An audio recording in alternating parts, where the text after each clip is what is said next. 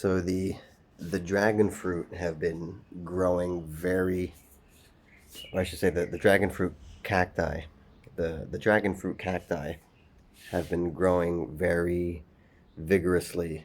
Um, they're really spreading out, and I I love how unique they are. They all they all have their different personalities, and they grow in different ways. Um, some are more horizontal and creeping, and some are a little better at climbing vertically.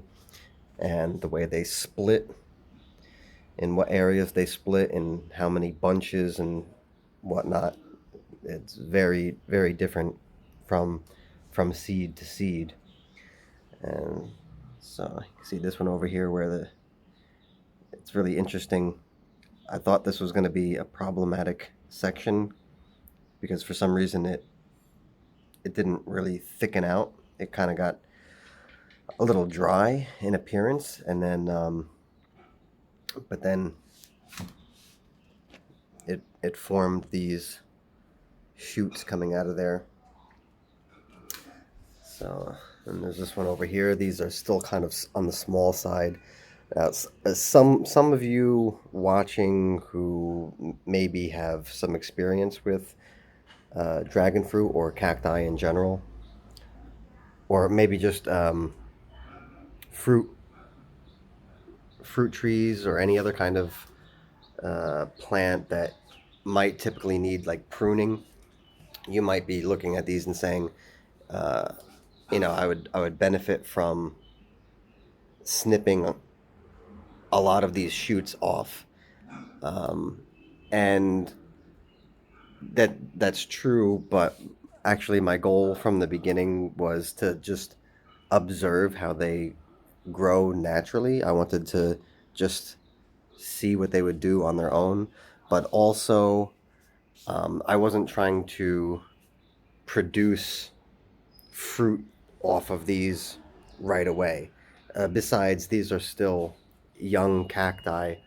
Um, I think it's typically about 3 years before dragon fruit cacti will produce fruit. So I wanted to just let them grow naturally and then do the pruning, after letting them grow for a while because any any excessive growth would just become cuttings. I could propagate them, and that's actually one of my plans is just to take a whole bunch of cuttings, repot them, and then sell them to somebody else who wants to grow dragon fruit. So it's only a waste of energy to have extra shoots growing if it's taking away from your fruit production. But if you plan on wanting to have extra cuttings from your cactus, then go ahead and let them grow.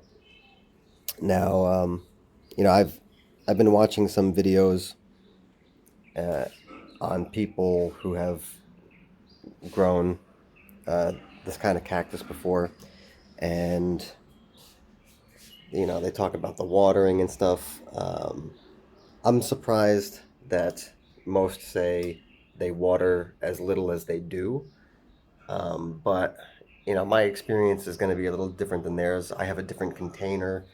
My container is very open to the air, so of course it drains out very well.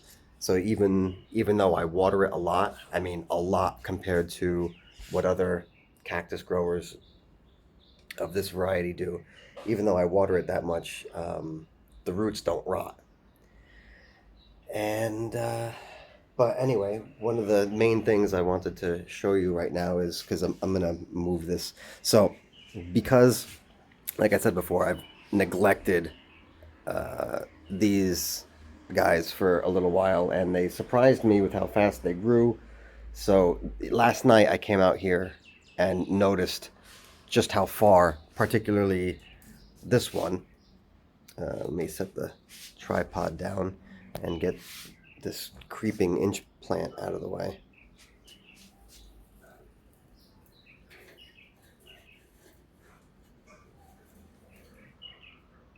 Okay, so this this one has a fairly thick stem, and I hadn't been paying attention to it. Actually, this one down here is going to be a problem too. I let it grow out of the grate too far, and now I've got the problem of trying to get it back in. And the thing is, it's grown into this long burlap planter that I made. It's all one piece, so I can't really like lift the pot, so to speak. It's not really a pot. It's just one long planter. So I can't really maneuver it in that way. I can't move the whole plant back to get this out. And this has gotten thick enough to the point where it's not really flexible.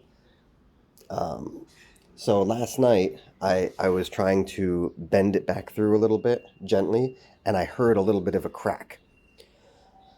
So I'm probably going to end up having to cut it. But what I'm going to do right now is show you that I'm gonna try to move it, and it's probably gonna snap, but we're gonna do it on camera.